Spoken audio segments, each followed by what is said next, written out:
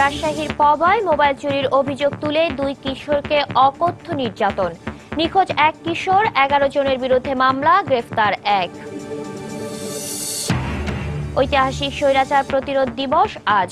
সময়ের বিবর্তনে জাতীয় ইতিহাসের গুরুত্ববহ এই দিনটি ভুলতে বসেছে সবাই। যুগের পরিবর্তনে ভালোবাসার প্রকাশ ও স্মৃতিচারণেও এসেছে ভিন্নতা। ভ্যালেন্টাইন্স ডেকে ঘিরে সারা বিশ্বের মতো বাংলাদেশেও নানা আয়োজন। বই বিক্রি হলেও প্রকাশকদের কাছ থেকে প্রাপ্য আর্থিক সম্মানই পাচ্ছেন না অধিকাংশ নতুন লেখক। রয়েছে মোটা অঙ্কের অর্থের বিনিময়ে বই ছাপার অভিযোগ। এবং স্বাধীনতার ৪৫ বছর পরও নীলফামারীর সৈয়দপুরে বিভিন্ন কার্যক্রমে উর্দুর ব্যবহার। ক্ষুব্ধ ভাষা সৈনিক ও মুক্তিযোদ্ধারা নেই কার্যকর ব্যবস্থা।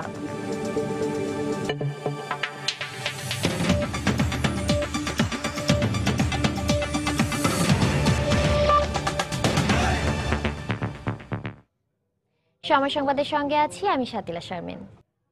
রাজশাহীর পবা উপজেলার চৌবাড়িয়া গ্রামে মোবাইল চুরির অভিযোগে ইমন ও জাহিদ নামে দুই কিশোরকে নির্মমভাবে নির্যাতন করা হয়েছে।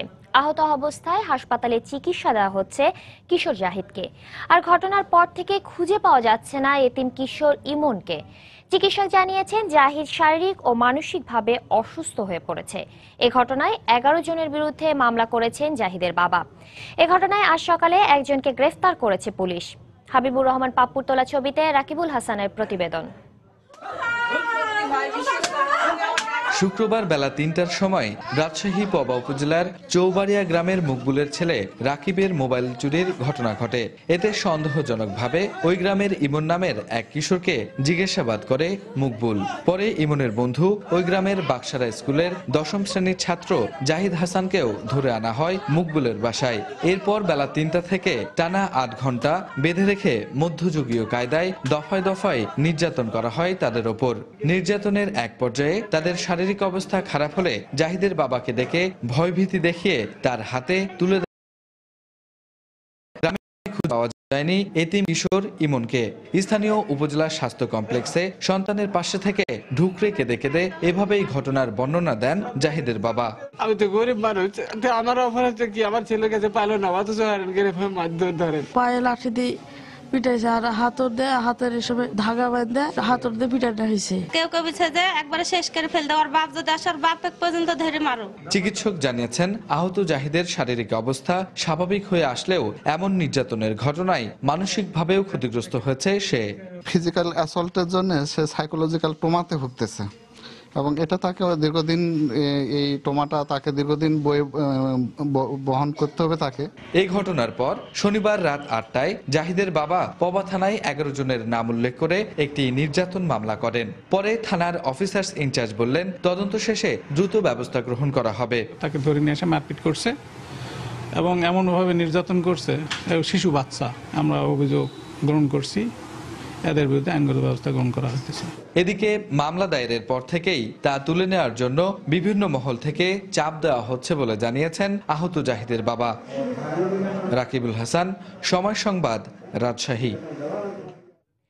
ঐতিহাসিক স্বৈরাচার প্রতিরোধ দিবস আজ। ১৯৮৩ সালের এই দিনে বৈষম্যমূলক শিক্ষানীতি বাতিল, গণতান্ত্রিক অধিকার পুনঃপ্রতিষ্ঠায় তৎকালীন স্বৈরাচারী সামরিক সরকারের বিরুদ্ধে আন্দোলনে নামা ছাত্র জনতার রক্তে লাল হয় ঢাকার রাজপথ। গণগ্রেফতার ও নির্মম নির্যাতনের শিকার হন হাজার হাজার শিক্ষার্থী। এ ঘটনা পরবর্তী সময়ে রাজনৈতিক দলগুলোকে ঐক্যবদ্ধ করে স্বৈরাচারী এরশাদের পতন অনিবার্য করে তোলে। শুরুর দিকে যথাযথ মর্যাদায় পালন করা হলেও সময়ের বিবর্তনে জাতীয় ইতিহাসের গুরুত্ববহ এই দিনটি এখন সবাই ভুলতে বসেছে। তারেকুজ্জামান শিমুলের রিপোর্ট।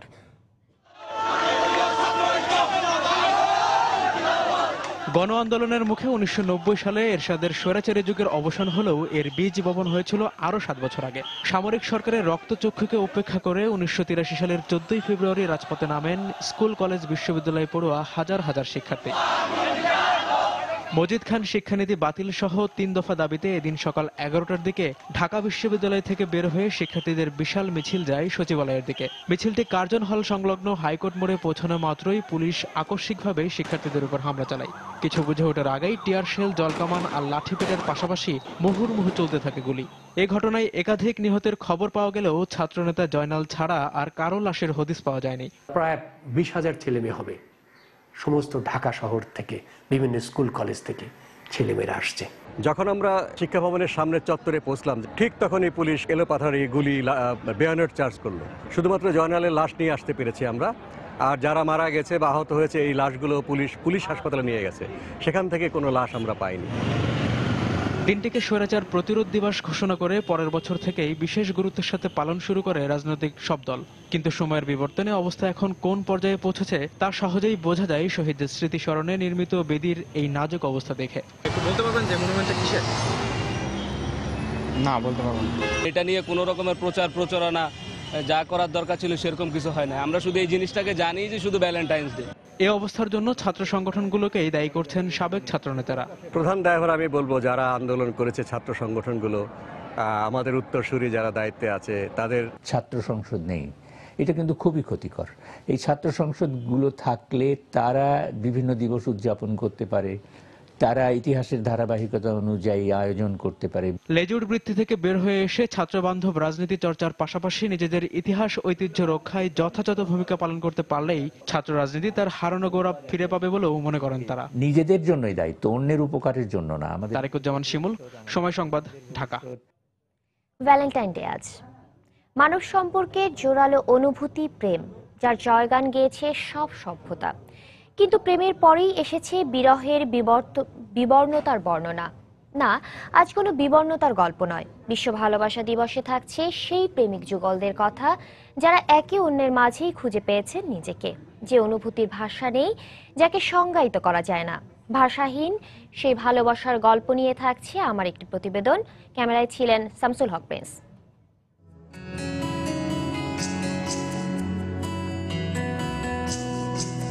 সোনার মেয়ে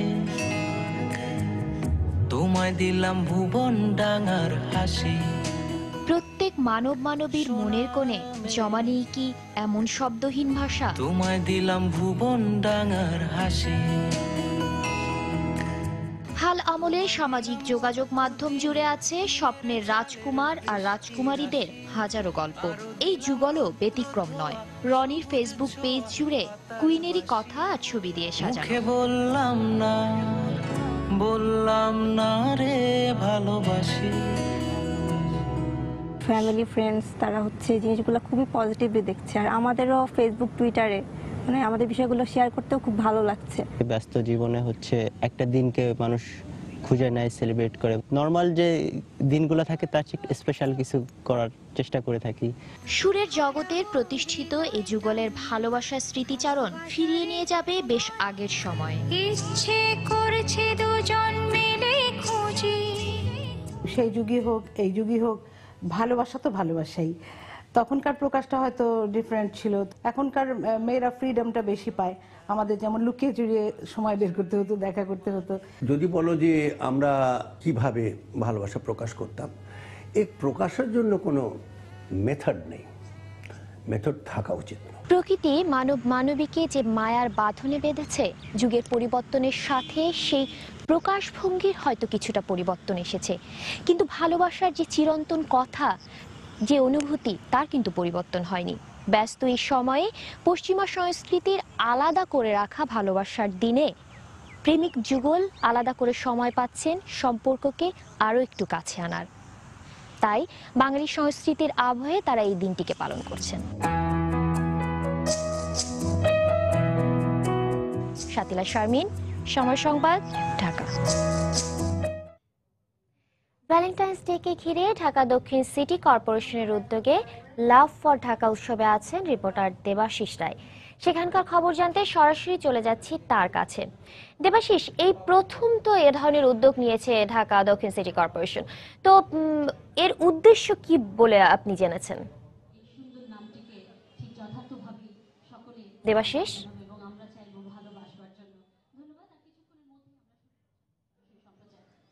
সাথীলা, আসলে বিশ্ব ভালোবাসা দিবসের যে শুভেচ্ছা, সেই শুভেচ্ছা আমরা আপনার মাধ্যমে আমাদের দর্শকদেরকেও জানাতে চাই।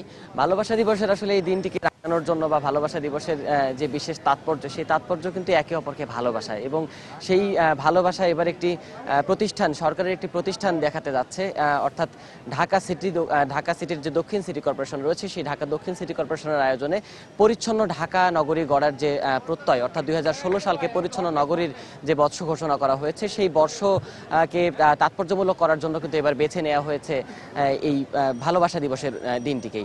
ভালোবাসা দিবসের দিনটিকেই সাধারণত এবার বেছে নেওয়ার কারণ হিসেবে আমরা এখানে যারা আয়োজক রয়েছেন তাদের সঙ্গে কথা বলেছিলাম। তারা আমাদেরকে যেমনটি জানিয়েছেন যে এবার ভালোবাসা দিবসে যেহেতু প্রচুর মানুষের সমাগম হয় এবং একে অপরের প্রতি ভালোবাসার একটি তাৎপর্য এই দিবসের মধ্যে লুকিয়ে আছে, সেই জায়গা থেকেই সেই চেতনাকে কাজে লাগাতে ঢাকা নগরীকে, অর্থাৎ প্রিয় রাজধানীকে ভালোবাসার যে উপলক্ষ, সেই উপলক্ষ কিন্তু তারা এই অনুষ্ঠানের মাধ্যমে করতে চেয়েছে। অনুষ্ঠানটির নাম তারা দিয়েছে যে শাহবাগ চত্বরে 14 ফেব্রুয়ারি উপলক্ষে বিশেষ আনন্দ উৎসব, এবং এই বিশেষ আনন্দ উৎসবের তারা একটি বিশেষ নামও দিয়েছে প্রাণ সখা ঢাকা, অর্থাৎ ঢাকা নগরীকে ভালোবাসা, ঢাকা নগরীকে পরিচ্ছন্ন রাখার যে চিন্তা চেতনা নগরবাসীর মধ্যে ছড়িয়ে দেওয়া, সেই চিন্তা চেতনাকে বিস্তার করার জন্যই কিন্তু জনসচেতনমূলক এই পরীক্ষার এখানে আয়োজন করা হয়েছে। এই আয়োজনের আমরা বলতে পারি যে আয়োজনটি কয়েকটি মাত্রায় অনুষ্ঠিত হবে। এই আয়োজনের মধ্যে থাকছে এখানে গুণীজন কথন, অর্থাৎ ঢাকার যারা বিশিষ্ট ব্যক্তিবর্গ আছেন তারা ঢাকার বিভিন্ন উন্নয়নমূলক পদক্ষেপ নিয়ে কথাবার্তা বলবেন, সেটি যেমন থাকছে, সেটির পাশাপাশি থাকবে ঢাকায় যে বিভিন্ন লোকজ সংস্কৃতি রয়েছে সেই সংস্কৃতির বিভিন্ন পরিবেশনা, পাশাপাশি থাকছে নাচ এবং গান তো থাকছেই। তার পাশাপাশি আমরা বলতে পারি যে মোটামুটি এখন যে ব্যান্ডগুলো খুব পরিচিত এবং যে ব্যান্ডগুলো খুব জনপ্রিয়, সেই ব্যান্ডগুলোর মধ্যে জলের গান, তারপরে এখানে আসার কথা রয়েছে বিখ্যাত পপ শিল্পী জেমসের আসার কথা রয়েছে। পাশাপাশি আমরা জানতে পেরেছি যে এখানে বিশিষ্ট সঙ্গীত শিল্পী রেজওয়ানা চৌধুরী বন্যা, ওনারাও গান পরিবেশন করবেন।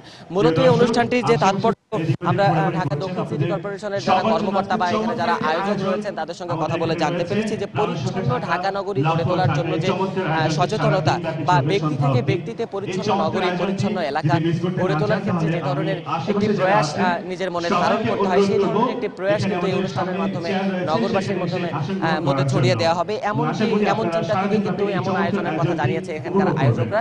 পাশাপাশি আমরা আপনাদেরকে বলতে পারি যে এই অনুষ্ঠানটিকে নির্বিঘ্ন করতে বা এই অনুষ্ঠানে যারা আগত অতিথি আছেন সেই অতিথিদের এই স্থলে অভিগমন এবং এই অনুষ্ঠানস্থল থেকে বের হয়ে যাওয়ার জন্য যে ধরনের প্রবেশপথ এবং বাহিরপথগুলি রয়েছে, এগুলোতে কিন্তু পর্যাপ্ত নিরাপত্তার ব্যবস্থা নেওয়া হয়েছে। তো সব মিলিয়ে কিন্তু বলা চলে যে এখানে একটি আড়ম্বরপূর্ণ অনুষ্ঠানের মাধ্যমেই কিন্তু এবারের যারা ঢাকাবাসী রয়েছে সেই ঢাকাবাসীকে পরিচ্ছন্ন নগরী গড়ে তোলার আহ্বান জানানো হবে এই প্রাণ সখা ঢাকার মঞ্চ থেকেই। তো এই ছিল এখন পর্যন্ত অনুষ্ঠান এখানে শুরু হয়নি। তো আশা করা যাচ্ছে খুব অল্প সময়ের মধ্যেই সেই আয়োজন শুরু হবে। আয়োজন শুরু হলে আমরা চেষ্টা করব সেই আয়োজনের বিশেষ অংশগুলো আপনাদেরকে সরাসরি সম্প্রচারের জন্য। সাথীরা, এই ছিল আমার কাছ থেকে এখন পর্যন্ত এই প্রাণ সখা ঢাকা অনুষ্ঠানের সর্বশেষ খবর। বিশ্ব ভালোবাসা দিবস উপলক্ষে ঢাকা দক্ষিণ সিটি কর্পোরেশনের আয়োজনে প্রথমবারের মতো লাভ ফর ঢাকা কনসার্টের খবর জানাচ্ছিলেন দেবাশিস রায়। আর আমরা আশা করছি যে ভালোবাসার মানুষটিকে নিয়ে এইসব নানা আয়োজন আসলে রাজধানীবাসী নিশ্চয়ই উপভোগ করবেন। চলে যাচ্ছি পরবর্তী খবরে। এদিকে সারা বিশ্বেই ঘটা করে উদযাপন করা হচ্ছে ভ্যালেন্টাইন্স ডে। নানা দেশে চলছে নানা রকম আয়োজন। কোথাও আলোর ফুল দিয়ে সাজিয়ে তোলা হচ্ছে, আবার কোথাও প্রেমিক যুগল বিভিন্নভাবে প্রকাশ করছে নিজেদের ভালোবাসা। ভালোবাসা দিবস বলে কথা, গোলাপ ফুল ছাড়া কি যায় এই দিন ভাবা? তাই তো হংকংয়ে এবার ভালোবাসা দিবসের বিশেষ আয়োজন এই আলোর গোলাপ। পূব থেকে পশ্চিমে ভালোবাসা ছড়িয়ে দিতেই এলইডি গোলাপ ফুলের এই দৃষ্টিনন্দন সাজ জানালেন আয়োজকরা। এরকম 25,000 ফুল লাগানো রয়েছে, যার প্রতিটিতেই রয়েছে 7টি করে পাপড়ি। সাদা গোলাপ বাছাইয়ের পেছনেও রয়েছে কারণ, শুভ্রত নিষ্কলুষ ভালোবাসারই প্রতীক। এদিকে আবার রাশিয়ায় ভ্যালেন্টাইন্স ডে উদযাপন করতে ভিন্ন রকমের প্রস্তুতি এই 6 প্রেমিক যুগলের। 337 মিটার উঁচুতে দাঁড়িয়ে ভালোবাসা দিবসের একদিন আগে প্রিয় মানুষটিকে চুমু খেয়ে এই দিন উদযাপন করলেন তারা। তবে এবারে Valentine's day talk of the town মিশেলকে বারাক ওবামার শুভেচ্ছা জানানো। মার্কিন এই প্রেসিডেন্ট শনিবার বিখ্যাত টিভি শো দি এলেন ডিজেনারেসে হাজির হন। উপস্থাপিকা এলেনের সাথে বেশ কিছুক্ষণ গল্পের পর স্ত্রী ফার্স্ট লেডি মিশেলকে বেশ নাটকীয়ভাবেই ভ্যালেন্টাইন্স ডে শুভেচ্ছা জানান Barack Obama. Because I love you so much, I Obama care about you more than you even know. এদিকে ভারতে ভ্যালেন্টাইন্স ডেতে পরিবারের পাশাপাশি নিরীহ জীবজন্তুকেও ভালোবাসতে উৎসাহিত করছে প্রাণী অধিকার সংরক্ষণ সংস্থা পেটা। সংস্থাটি শনিবার হিমাচল প্রদেশের সিমলায় এই বিষয়ে একটি ক্যাম্পেইনের আয়োজন করে।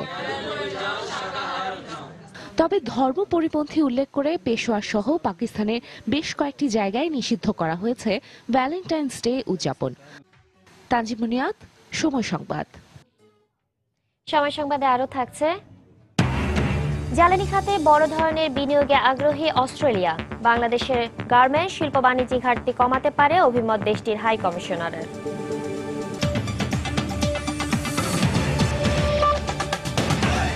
প্রতি বছরই ২১শে গ্রন্থমেলায় বই বিক্রি হলেও প্রকাশকদের কাছ থেকে প্রাপ্য আর্থিক সম্মানই পাচ্ছেন না অধিকাংশ তরুণ ও নতুন লেখকরা। তাদের পাওনা না মেটানো সহ রয়েছে মোটা অঙ্কের অর্থের বিনিময়ে বই ছাপার অভিযোগও। তবে বিক্রিত বইয়ের মোট অর্থমূল্য থেকেই প্রকাশনী ভেদে ১২ থেকে ১৫% লেখক সম্মানই দেওয়া হচ্ছে বলে দাবি করছেন প্রকাশকরা। বিস্তারিত দেখুন এজি মাহমুদের রিপোর্টে। প্রতি বছর বইমেলার কলেবর যেমন বাড়ছে তেমনি বাড়ছে প্রকাশিত বইয়ের সংখ্যাও। বাংলা একাডেমির তথ্য অনুযায়ী গেল বছরের মেলাতে প্রায় ৪,০০০ নতুন বই প্রকাশিত হয়েছে। বিক্রিও হয়েছে প্রায় ২৩ কোটি টাকার বই। আর প্রকাশকরা বলছেন এবারেও সর্বাধিক বিক্রিত বইয়ের তালিকায় এখনো পর্যন্ত তরুণ লেখকদের বইয়ের সংখ্যাই বেশি। কিন্তু যাদের মেধা, মনন আর গবেষণায় এই বইগুলো রচিত হচ্ছে, তারা কতটা পাচ্ছেন তাদের যোগ্য পারিশ্রমিক কিংবা সম্মানী? যারা সিনিয়র লেখক থাকেন তারা হয়তো বা বই কেমন চললো সেটা ডিপেন্ড না করেও তারা বেশ এক বড় একটা অঙ্ক নিয়ে যায়। অথচ নবীন লেখকদের বই দেখা যায় যে সেকেন্ড প্রিন্ট, থার্ড প্রিন্ট বের হয়ে যাচ্ছে, প্রকাশ হয়ে যাচ্ছে, তারপরে তারা সম্মান হিসাবে পাচ্ছেন খুবই নগণ্য। বই 2টা মুদ্রণ গেল, যাবার পর যখন বইমেলা শেষ হয়ে গেল, সো তখন দেখা গেল তিনি আর কি টাকা নিয়ে তালবাহানা করছেন। অভিযোগ শুধু আর্থিক পাওনাদি নিয়ে নয়, রয়েছে তরুণ ও নতুন লেখকদের সাথে প্রকাশকদের নানা প্রতারণার ঘটনাও। আমি বই করার জন্য প্রথম অলমোস্ট প্রায় 16টা প্রকাশনীর কাছে আমি ধর্ণা দিয়েছি। কিন্তু ওদের চাওয়াটা হচ্ছে আমি কত টাকা দিতে পারবো ওদেরকে বা কি পরিমাণ আমি ইনভেস্ট করতে পারবো। প্রকাশক টাকা চায় বা প্রকাশক আটকিয়ে দেয়, এমনকি বই ছাপানোর কথা বলে, বাট আলটিমেটলি বইটা প্রকাশ করে না। বইমেলার 20 দিন 25 দিন পার হয়ে যায়, বইটা আসে না। তবে এসব অভিযোগ অস্বীকার করে বিক্রিত বইয়ের হিসাব অনুযায়ী লেখকদের প্রাপ্য সম্মানী দেওয়া হচ্ছে বলে জানালেন প্রকাশকরা। যে সব তরুণদের বই বিক্রি হয় তাদেরকে আমি ডেকে একটা রয়্যালটি দেই এবং অধিকাংশ আমার বন্ধু বান্ধব হয়, আমার অনেকের রয়্যালটি দিতেও হয় না। মনে করেন 100 বই বিক্রি হলো, এখন তখন যদি লেখক রয়্যালটি দাবি করে, ওইটা তো প্রকাশকের জন্য একটা বার্ডেন হয়ে যাবে। কারণ 100-150 বই সেল করে তো তার কস্টিংয়ে আসবে না, সে রয়্যালটি কিভাবে দিবে? এক্ষেত্রে বই প্রকাশের আগেই লেখক সম্মানী সংক্রান্ত চুক্তিপত্র থাকা উচিত বলেও মনে করছেন লেখক ও প্রকাশকরা। এজি মাহমুদ, সময় সংবাদ, ঢাকা। স্বাধীনতার ৪৫ বছর পরও উত্তরের জেলা নীলফামারীর সৈয়দপুর শহর উদ্যুতেই চলে সব ধরনের কার্যক্রম। এ নিয়ে ভাষা সৈনিক, মুক্তিযোদ্ধা, শহীদ সন্তান, রাজনীতিক সহ সব শ্রেণী পেশার মানুষের মাঝে ক্ষোভ বিরাজ করলেও এ ব্যাপারে নেওয়া হয়নি কার্যকর কোনো ব্যবস্থা। নীলফামারীর প্রতিনিধি শাকির হোসেন বাদলকে সঙ্গে নিয়ে শাকিল মাহমুদের ক্যামেরায় মানিক সরকারের রিপোর্ট। সৈয়দপুর শহরে পা দিতেই মাইকিং এর আওয়াজ কানে ভেসে এলো উর্দুতে খোঁজখবরেই খোঁজখবরই। এর অর্থ একটি সুখবর। উর্দুই যেন এই শহরের ভাষা। শুধু মাইকিং নয়, এখানকার সকল প্রচার প্রচারণা, সভা সমাবেশ, ব্যবসা প্রতিষ্ঠানের কেনাবেচা, এমনকি দাপ্তরিক কার্যক্রমে ব্যবহার হয়ে থাকে উর্দু ভাষা। এখানকার 90% লোক উর্দু ভাষায়, হিন্দি ভাষায় কথা বলে, আমাদের বুঝতে অনেক সমস্যা হয়। আমরা সৈয়দপুরবাসী অনেকে যখন উর্দুতে বিহারিদের সাথে কথা বলি তখন আমার খুব কষ্ট লাগে। যে ভাষার জন্য যুদ্ধ করেছে, অনেক শহীদ প্রাণ দিছে, শহীদ হয়েছে, কিন্তু ভাষার মাস হয়েও উর্দুতে মিছিল, মিটিং, সমাবেশ, উর্দু ভাষাটা কমন হয়ে গেছে সৈয়দপুর শহরে। উর্দুর ব্যবহার শুধুমাত্র মুখেই সীমাবদ্ধ নয়, এখানকার অধিকাংশ দোকানপাট, ব্যবসা প্রতিষ্ঠানেও ব্যবহার হচ্ছে উর্দুতে লেখা সাইনবোর্ড। 52-র ভাষা আন্দোলন, পরে 71-এর মুক্তিযুদ্ধে ভাষা ও দেশ স্বাধীনতা ফিরে পেলেও নীলফামারী জেলার এই সৈয়দপুর যেন আজও ফিরে পায়নি স্বাধীনতা। বাঙালি নেতৃত্বই দুর্বলতা দেখায় এবং সেই দুর্বলতার কারণেই তারা সুযোগ পেয়ে যায়। আমি মনে করি যে সরকারিভাবে এটা একটা ঘোষণা আসা উচিত যে সৈয়দপুরের মাইকিং বা ঘোষণা এটা কোন ভাষায় হবে। প্রকাশ্যে উর্দুতে মাইকিংয়ের বিষয়টি নিয়ে উপজেলা নির্বাহী কর্মকর্তার কাছে জানতে চাইলে তিনি জানালেন ভিন্ন কথা। এটার কারণ হলো আপনার এখানে আপনার একটা বৃহৎ জনগোষ্ঠী হলো এই পর্যায়ে, এবং তাদের অর্জনের জন্য, তাদের মনে করেন আস্থা বা তাদের অর্জনের জন্য এটা কৌশল নিচ্ছে তারা। সৈয়দপুর শহরের ১.৫ লাখ মানুষের মধ্যে ৫০ ভাগের বেশি অবাঙালি। মানিক সরকার, সময় সংবাদ, সৈয়দপুর, নীলফামারী। ফিলিস্তিনিদের অধিকার প্রতিষ্ঠায় বাংলাদেশ সরকারের অকুণ্ঠ সমর্থনের জন্য শেখ হাসিনা সরকারের প্রতি কৃতজ্ঞতা প্রকাশ করেছেন ফিলিস্তিনি প্রেসিডেন্ট মাহমুদ আব্বাস।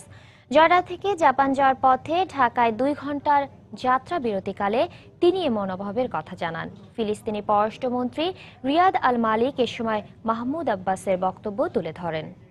মধ্যরাতে হজরত শাহজালাল আন্তর্জাতিক বিমানবন্দরে ফিলিস্তিনি প্রেসিডেন্টকে স্বাগত জানান পররাষ্ট্রমন্ত্রী AHM মাহমুদ আলী। এ সময় বিদ্যুৎ ও জ্বালানি প্রতিমন্ত্রী নসরুল হামিদ বিপু এবং পররাষ্ট্র মন্ত্রণালয়ের ঊর্ধ্বতন কর্মকর্তারা উপস্থিত ছিলেন।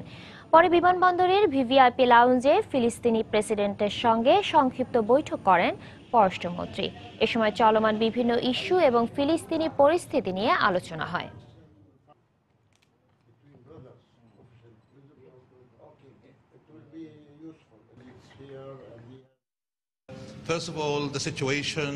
বৈঠকে ফিলিস্তিনের বর্তমান পরিস্থিতি নিয়ে আলোচনা হয়েছে। ফিলিস্তিনিদের অধিকার প্রতিষ্ঠার ক্ষেত্রে বাংলাদেশের অব্যাহত সমর্থন ও সহযোগিতায় কৃতজ্ঞতা প্রকাশ করেছেন ফিলিস্তিনি প্রেসিডেন্ট মাহমুদ আব্বাস। তিনি দুই দেশের সঙ্গে কূটনৈতিক সম্পর্ক আরও দৃঢ় করতে বাংলাদেশের পররাষ্ট্রমন্ত্রীকে আহ্বান জানিয়েছেন। ফিলিস্তিনের জনগণের ওপর ইসরায়েলিদের নৃশংসতার পাশাপাশি দীর্ঘদিন অচল অবস্থায় থাকা শান্তি আলোচনার সর্বশেষ অবস্থা নিয়েও পররাষ্ট্রমন্ত্রীকে অবহিত করেন ফিলিস্তিনি president Mahmoud Abbas.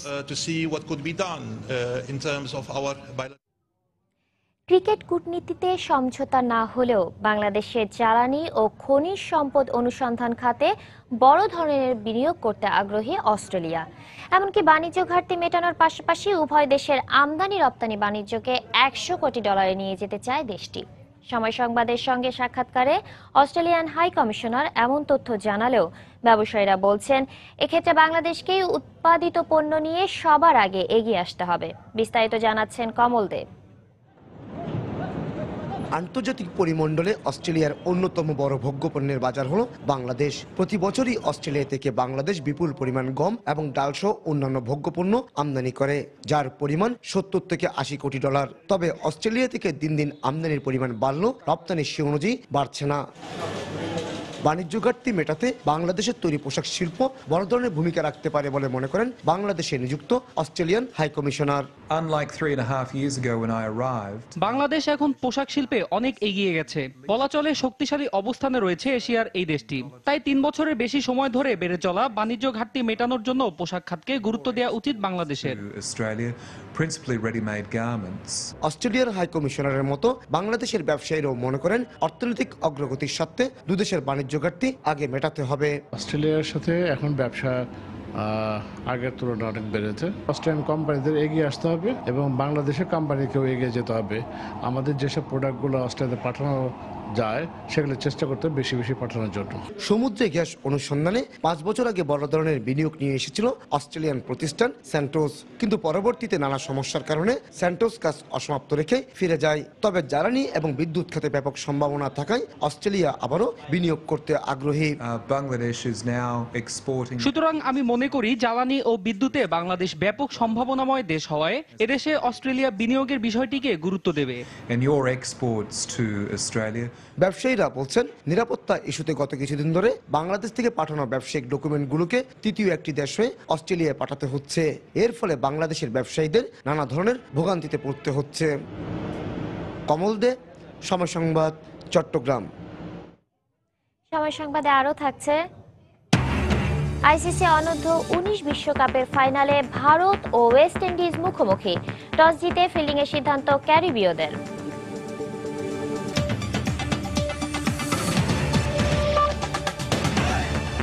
RFL water pump, পানি দেবে টেনশন নয়।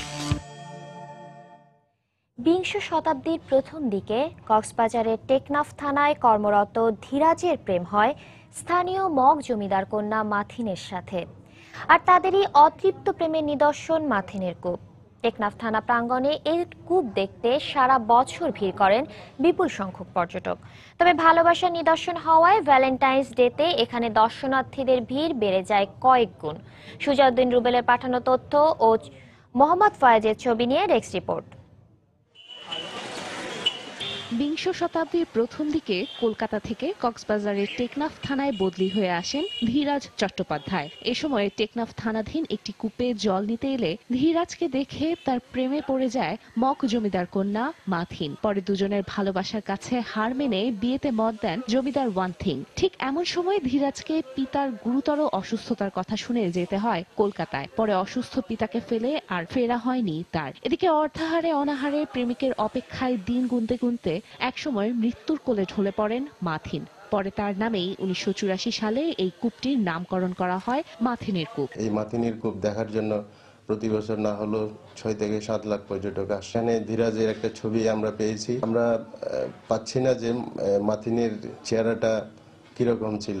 ভ্যালেন্টাইন্স ডেতে ভালোবাসার অন্যতম নিদর্শন এই মাথিনের কূপ দেখতে কক্সবাজারের টেকনাফ থানায় ভিড় জমান অসংখ্য দর্শনার্থী। কূপের সামনে দেয়ালে লেখা তাদের প্রেমের গল্প পড়ে মুগ্ধ হন তারা। আবার অনেকেই বিয়োগান্তিক এই ভালোবাসার গল্প পড়ে আবেগতাড়িত হয়ে পড়েন। মাথিন এবং ধীরাজের প্রেম কাহিনী এখানে এসে খুব ভালো লাগলো। এখানে এসে বুঝতে পারছি যে ভালোবাসাটা আসলে অনেক বড় একটা বিষয়, জীবন পর্যন্ত দিয়ে দিতে পারে। এগুলো কাহিনীটা পড়ে আমার খুব ভালো লাগলো। এদিকে মাথিনের কূপকে ঐতিহাসিক নিদর্শন হিসেবে গড়ে তোলার জন্য ঊর্ধ্বতন কর্তৃপক্ষের কাছে আবেদন জানানো হয়েছে বলে জানালেন পুলিশের এই কর্মকর্তা।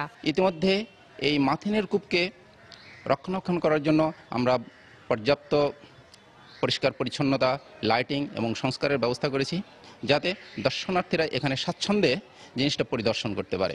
এই প্রেমগাথা নিয়ে 1935 সালে লাহোরের ইউনিক পাবলিকেশনস থেকে যখন পুলিশ ছিলাম নামে ধীরাজ চট্টোপাধ্যায়ের আত্মজীবনীমূলক একটি গ্রন্থ প্রকাশ করা হয়। সময় সংবাদ, কক্সবাজার। চোরাচালানের মাধ্যমে সন্ত্রাস বাড়ছে বলে মন্তব্য করেছেন অর্থমন্ত্রী আবুল মাল আব্দুল মুহিত। গতকাল ডিপ্লোমা ইঞ্জিনিয়ার্স ইনস্টিটিউটে চোরাচালান ও শুল্ক ফাঁকি রোধে করণীয় বিষয়ে এক সেমিনারে তিনি কথা বলেন। একই অনুষ্ঠানে ভৌগোলিক অবস্থানের কারণে বাংলাদেশ চোরাচালানের ঝুঁকির মধ্যে রয়েছে বলে মন্তব্য নিরাপত্তা বিশ্লেষকদের। গেল কয়েক বছরে বাংলাদেশের বিভিন্ন আন্তর্জাতিক বিমানবন্দরে একের পর এক ধরা পড়ছে স্বর্ণের চোরাচালান। পাশাপাশি বিভিন্ন ধরনের মাদকদ্রব্য কিংবা বিদেশি মুদ্রা আটকের ঘটনাও কম নয়। এমন অবস্থায় চোরাচালান বিষয়ে সেমিনারে মূল প্রবন্ধে উঠে আসে 3 বছরে 3000 কেজি স্বর্ণ আটক করেছে শুল্ক গোয়েন্দারা। এই স্বর্ণ বাংলাদেশ ব্যাংকে গচ্ছিত আছে। এ সময় বিদেশি মুদ্রাও আটক হয়েছে 74 কোটি টাকার। চোরাচালান রোধে বিভিন্ন অভিযানে বেশ কিছু সাফল্য আসলেও অরক্ষিত সীমান্ত, চোরা কারবারিদের কৌশল পরিবর্তন সহ সীমাবদ্ধতা তুলে ধরলেন গোয়েন্দারা। প্যাসেঞ্জারের সংখ্যা বাড়ছে, একই সঙ্গে গুডস আমদানি এবং রপ্তানির সংখ্যা বাড়ছে, কিন্তু আমাদের রিসোর্স কিন্তু বাড়ছে না। তো সেজন্যই ঝুঁকি ব্যবস্থাপনার কৌশলটা সামনে চলে এসেছে, যে কম রিসোর্সে আমরা বেশি ঝুঁকিকে আমরা যাতে মোকাবেলা করতে পারি। চোরাচালান অভ্যন্তরীণ বিশৃঙ্খলা সৃষ্টি করছে বলে মন্তব্য অর্থমন্ত্রীর। সোনা, টাকা, বিভিন্ন ধরনের মুদ্রা, আর অন্যটি হচ্ছে তিনটি নাম করছি 3টি ক্ষেত্রকে বোঝানোর জন্য। এখন এইগুলো যখন দেশের মধ্যে আসে তখন একটা যে সাধারণ যে ভারসাম্য সেটা বিঘ্নিত হয়। চোরাচালানের অর্থ সন্ত্রাসবাদে ব্যবহার হয় বলে আশঙ্কা করছেন নিরাপত্তা বিশ্লেষকরা। সংগঠিত অপরাধ চক্র এবং সন্ত্রাসবাদ, এই তিনটার একটা সংমিশ্রণ ঘটেছে, একটা নেক্সাস। এটি হচ্ছে রাষ্ট্রকে সবচেয়ে বেশি ঝুঁকিতে ফেলছে। টোটাল চোরাচালানের যে সিজার হয় এটি 10 থেকে 20% মধ্যে ভ্যারি করে, বাদ বাকিগুলো কিন্তু সিজ হচ্ছে না। সেখানে যে আমাকে নতুন দৃষ্টিভঙ্গিতে আমাকে এটা দেখতে হবে। সেমিনারে চোরাচালান প্রতিরোধে সমন্বিত পদক্ষেপের উপর জোর দিয়েছেন বক্তারা। সানবীর রূপল, সময় সংবাদ, ঢাকা। বরগুনার পাথরঘাটায় বিএডিসির পানির বিশুদ্ধকরণ ফিল্টার স্থাপনের নামে লাখ লাখ টাকা হাতিয়ে নেওয়ার অভিযোগ পাওয়া গেছে। হাজার হাজার টাকা দিয়ে বছরের পর বছর ঘুরেও ফিল্টার পায়নি অনেকেই, আর যারা পেয়েছেন তাদেরও গুনতে হয়েছে মোটা অঙ্কের টাকা। অবশ্য উপজেলা প্রশাসন বলছে ফিল্টার স্থাপন সংক্রান্ত কোনো তথ্য নেই তাদের কাছে, আর অভিযোগ অস্বীকার করছে বিএডিসি কর্মকর্তা। এসএম সিফাতের তোলা ছবিতে এম এ আজিমের রিপোর্ট। সমুদ্র তীরবর্তী উপজেলা বরগুনার পাথরঘাটা। এখানে ভূগর্ভস্থ পানিতে লবণের মাত্রা বেশি হওয়ায় সবাইকে নির্ভর করতে হয় পুকুর ও বৃষ্টির পানির উপর। তবে সরাসরি এসব উৎস থেকে পানি সংগ্রহ করে পান করলে সম্ভাবনা থাকে বিভিন্ন রোগে আক্রান্ত হওয়ার। তাই এখানকার মানুষের কাছে পানি বিশুদ্ধকরণ ফিল্টারের চাহিদা ব্যাপক। 4 বছর আগে পানির সমস্যা সমাধানে কৃষি উন্নয়ন কর্পোরেশন বিএডিসি বিনামূল্যে বৃষ্টির পানি বিশুদ্ধকরণ ফিল্টার স্থাপনের কাজ শুরু করে। কিন্তু মাঠ পর্যায়ে ফিল্টার দেওয়ার নামে অসংখ্য মানুষের কাছ থেকে নেওয়া হয়েছে বিভিন্ন অঙ্কের টাকা। ট্যাঙ্কি দেওয়ার কথা দেয় না, টাকাও নিছে, ট্যাঙ্কি দেওয়া হয় নাই। ট্যাঙ্কি 5,000 টাকা করিয়া, 6,000 টাকা করিয়া, 10,000 টাকা করিয়া।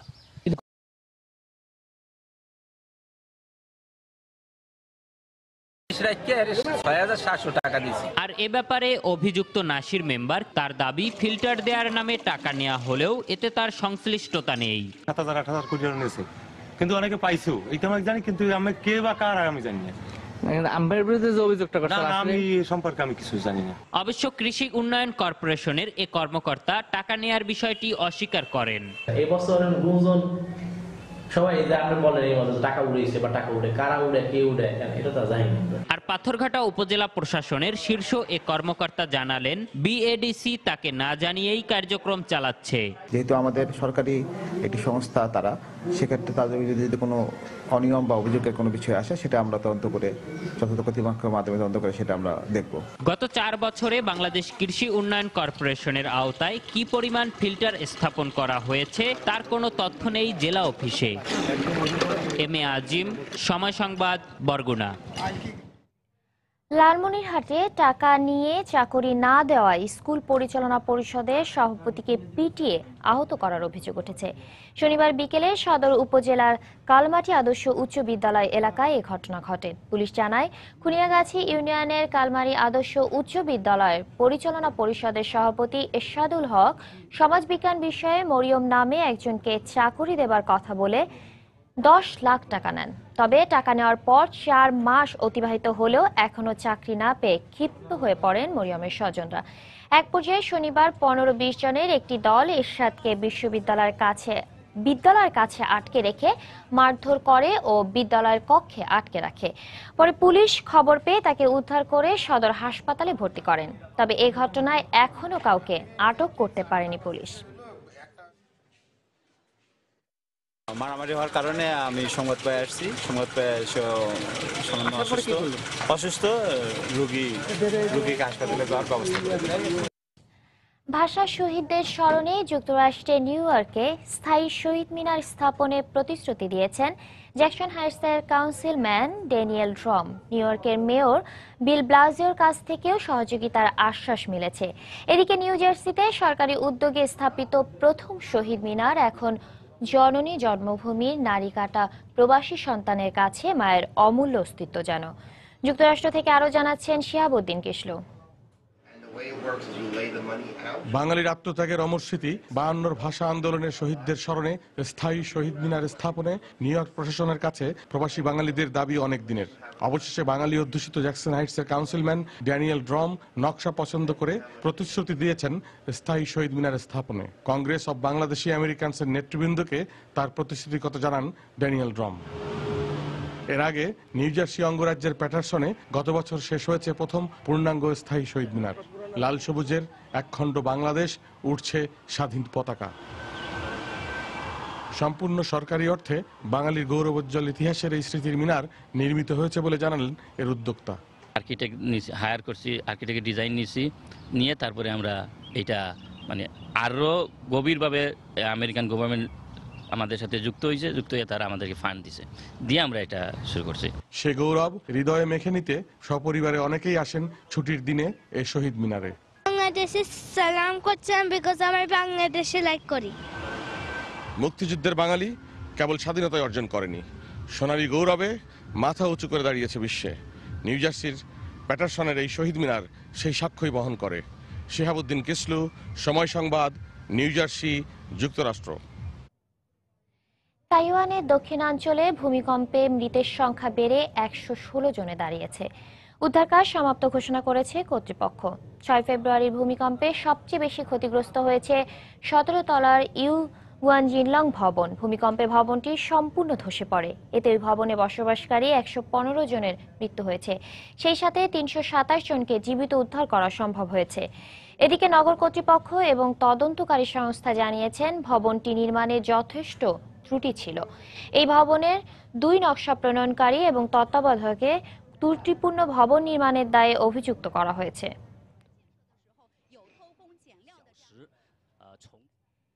সিরিয়ার আলেপ্পো এবং লাতাকিয়া প্রদেশে তুরস্কের সেনাবাহিনী আসাদ বাহিনীর উপর হামলা চালিয়ে যাচ্ছে বলে জানিয়েছে রুশ গণমাধ্যম আরটি। শনিবার সিরীয় কুর্দিদের বরাত দিয়ে গণমাধ্যমটি জানায় দেশটির উত্তর পশ্চিমাঞ্চলের আজাজ শহরে সরকারি বাহিনী এবং কুর্দিদের অবস্থান লক্ষ্য করে হামলা চালায় তুর্কি সেনাবাহিনী। কুর্দিরা জানিয়েছে টানা 3 ঘন্টা তুরস্কের সেনাবাহিনী গোলাবর্ষণ করে। আরটি এতে বহু বেসামরিক নাগরিকের হতাহতের খবর জানালেও সিরীয় সরকারি বাহিনীর পক্ষ থেকে এখনো কিছু জানানো হয়নি। তবে নাম না প্রকাশের শর্তে এক তুর্কি সেনা কর্মকর্তা স্বীকার করেছে সিরিয়া ভিত্তিক দল পিওয়াইডি কে লক্ষ্য করে হামলা চালানো হয়েছে। এর আগে তুরস্ক সরকারের নির্দেশে টানা 7 মাস কুর্দি বিরোধী অভিযান চালায় সেদেশের সেনাবাহিনী, যাতে কয়েকশো পিকেকে যোদ্ধা নিহত হয় এবং আটক করা হয় কমপক্ষে 60 জনকে। এবার অন্যরকম ভালোবাসার খবর। এ কোনো রূপকথার গল্প নয়, বাস্তব। যুদ্ধের ভয়াবহতা যাদের বিচ্ছিন্ন করে বহু দূরে সরিয়ে রেখেছিল। 7 দশক পর রনউড থমাস ও জয়েস মরিস আবার নিজেদের ভালোবাসার মানুষকে ফিরে পেয়েছেন। অতৃপ্ত হৃদয়ের গভীরে লুকিয়ে থাকা প্রেমে নতুন করে আত্মহারা হয়েছেন দুজন। সময়টা 1945। সারা পৃথিবী জুড়ে চলছে দ্বিতীয় বিশ্বযুদ্ধের ভয়াবহতা। এমন এক সংকটময় মুহূর্তে লন্ডনের এক স্টেশনে 21 বছর বয়সী যুক্তরাষ্ট্রের প্যারাট্রুপার নরউড থমাসের সাথে দেখা হয় 17 বছর বয়সী ব্রিটিশ তরুণী মরিস জয়েসের। শুরু হয় আলাপ, বন্ধুত্বের পর তা গড়ায় ভালোবাসায়। কিন্তু যুদ্ধের ভয়াবহতা হারিয়ে যায় তাদের ঘর বাঁধার স্বপ্ন। পরবর্তীতে থমাস ঘর বাঁধেন ভার্জিনিয়ায়, আর মরিস বিয়ে করে চলে যান অস্ট্রেলিয়াতে। এরপর কেটে গেছে দীর্ঘ 70টি বছর। গত বছরের শেষের দিকে ইন্টারনেটের বদৌলতে আবারও একে অন্যের মুখোমুখি হন। কথা দেন এই বছরে ভালোবাসা দিবসের আগেই দেখা করবেন তারা।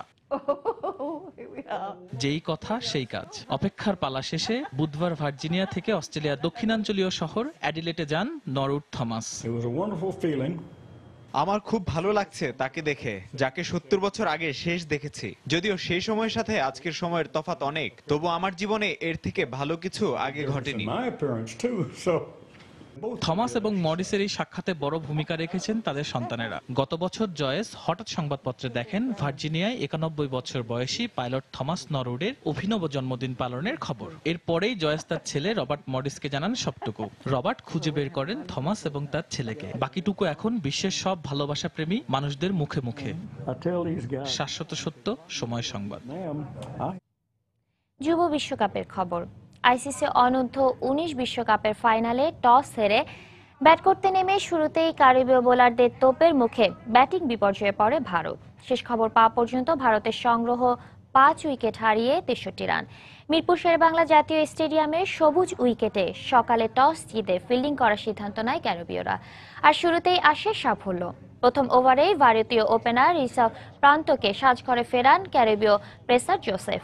পরের ওভারেই দলীয় 8 রানে জোসেফের দ্বিতীয় শিকারে পরিণত হয়ে সাজঘরে ফেরেন আনমোল প্রেম সিং। এরপর অধিনায়ক ঈশান কিষানও বেশিক্ষণ উইকেটে টিকতে পারেননি। ব্যক্তিগত 4 রান করে জোসেফের তৃতীয় শিকারে পরিণত হন তিনি। নতুন ব্যাটসম্যান ওয়াশিংটনও ব্যক্তিগত 12 রান করে রায়ান ডনের বলে মিড অনে ক্যাচ দিয়ে সাজঘরে ফেরেন। নতুন ব্যাটসম্যান আরমান জাফরও উইকেটে বেশিক্ষণ টিকতে পারেননি।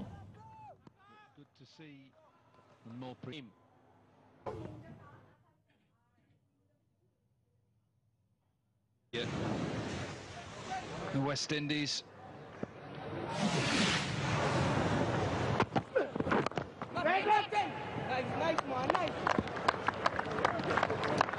Again, if they were sitting on the circle, it was an easy run. But they're in.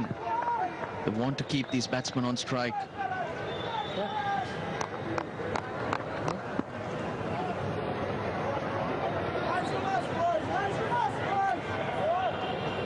Look at extra cover, look at mid-wicket, all closing in on the batsman.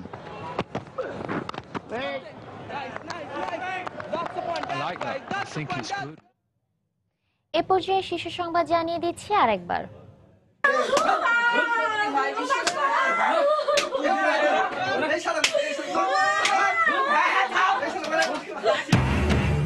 রাজশাহীর পবায় mobile চুরির অভিযোগ তুলে 2 কিশোরকে অকথ্য নির্যাতন, নিখোঁজ 1 কিশোর, 11 জনের বিরুদ্ধে মামলা, গ্রেফতার 1। ঐতিহাসিক স্বৈরাচার প্রতিরোধ দিবস আজ। সময়ের বিবর্তনে জাতীয় ইতিহাসের গুরুত্ববহ এই দিনটি ভুলতে বসেছে সবাই। যুগের পরিবর্তনে ভালোবাসার প্রকাশ ও স্মৃতিচারণেও এসেছে ভিন্নতা। ভ্যালেন্টাইন্স ডেকে ঘিরে সারা বিশ্বের মতো বাংলাদেশেও নানা আয়োজন। বই বিক্রি হলেও প্রকাশকদের কাছ থেকে প্রাপ্য আর্থিক সম্মানই পাচ্ছেন না অধিকাংশ নতুন লেখক। রয়েছে মোটা অঙ্কের অর্থের বিনিময়ে বই ছাপার অভিযোগ। এবং স্বাধীনতার ৪৫ বছর পরও নীলফামারী সৈয়দপুরে বিভিন্ন কার্যক্রমে উর্দুর ব্যবহার, ক্ষুব্ধ ভাষা সৈনিক ও মুক্তিযোদ্ধারা নেই কার্যকর ব্যবস্থা। এই ছিল এখনকার মতো। যে কোনো খবর পেতে ভিজিট করুন সময়নিউজ.tv। যে কোনো বাংলা লিংক, রবি, সিটিসেল নম্বর থেকে সময় সংবাদের খবর, অনুষ্ঠান সম্পর্কে জানতে এবং যে কোনো তথ্য সময় সংবাদকে জানতে ডায়াল করুন 16242 নম্বরে। এছাড়া এইমাত্র পাওয়া খবর মোবাইলে পেতে SMS করুন *SN লিখে পাঠিয়ে দিন 16242 নম্বরে। সঙ্গে থাকুন সময়ের।